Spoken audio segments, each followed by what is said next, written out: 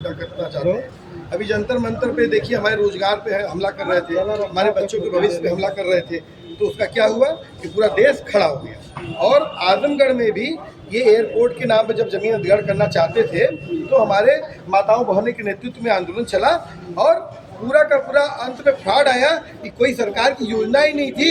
ये लोग फ्रॉड तरीके से यहाँ की जनता की जमीन कारपोरेट को बेचना चाहते थे। और उसके बाद यहाँ पर न्यू एनर्जी प्लांट औद्योगिक क्षेत्र के नाम पर लगातार साजिश की जाती है। और हमारा साफ कहना है कि आपके पास भूमि अधिग्रहण कानून है, आइए भूमि अधिग्रहण कानून से लैंड ओनर से बात करिए। आप इस तरह से अफवाह फैलाते हैं।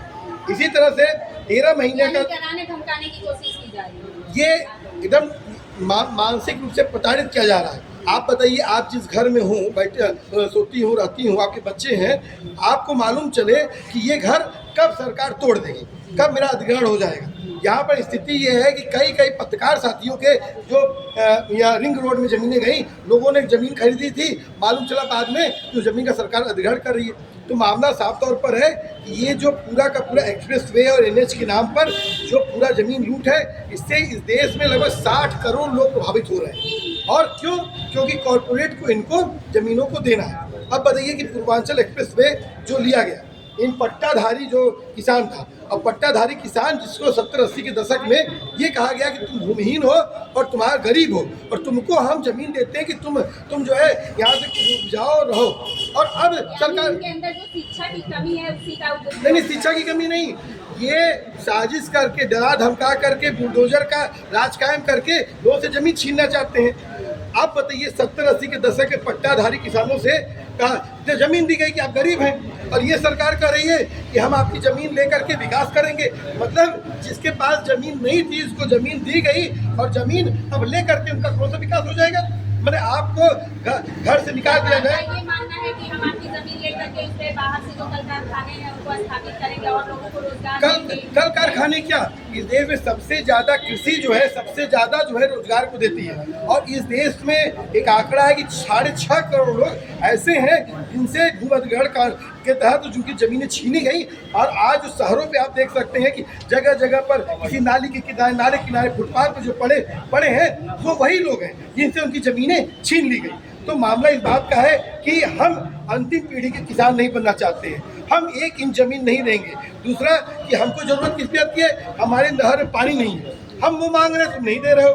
हम मांग रहे हैं बिजली, नहीं दे रहे हो। सरायमीर जैसा जो क्षेत्र अरब कंट्री से सबसे ज़्यादा भारत में पैसा लाने वाला क्षेत्र है, वहाँ पर एक बेहतर पावर हाउस नहीं है। हमारे घर के बच्चे, हमारे भाई जाकर के अरब कंट्री में मेहनत मजदूरी करते हैं कि हम बेहतर लाइफ अपने परिवार को देंगे, लेकिन तुम्हारा एक पावर हाउस नहीं है। आप जिस दौर में चल रहा है कि वहाँ पर आपको खाद की ज़रूरत है, आपको बीज की ज़रूरत है। जब बीज का वक्त होता है तो बीज नहीं मिलता, जब खाद का वक्त होता है खाद नहीं। और नहीं, हम वही ना पूछ रहे हैं कि अभी मैं देख रहा हूँ कि हर दिन न्यूज़ देखता हूँ कि कांवड़िया इतने आ रहे हैं, ये एसपी चलेगा, ये डीएम चलेगा।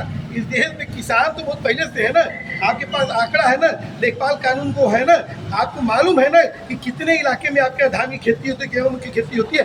हर बार आखिर में खाद की किल्लत क्यों होती है? साफ तौर पर है कि मैं डीएम नहीं सीएम भी इसमें इन्वॉल्व है। एक खाद का बहुत बड़ा नेटवर्क है, बहुत बड़ा माफिया है, बहुत बड़े धंधे हैं, और कौन पिस रहा है? वहाँ पर आपका किसान पिस रहा है। तो साफ तौर पर है कि सरकार को ये भी पता है कि किसान न रहे तो हमें अनाज नहीं मिलेगा, अनाज नहीं खाएंगे तो हम जिंदा नहीं रहेंगे। ये अगर उसके बाद भी सरकार ऐसा आप बात सही कर रही हैं, अनाज जो है जमीन के अलावा कहीं पैदा हो सकता है, एक्सप्रेस में पैदा होगा, एयरपोर्ट पैदा होगा, नहीं होगा।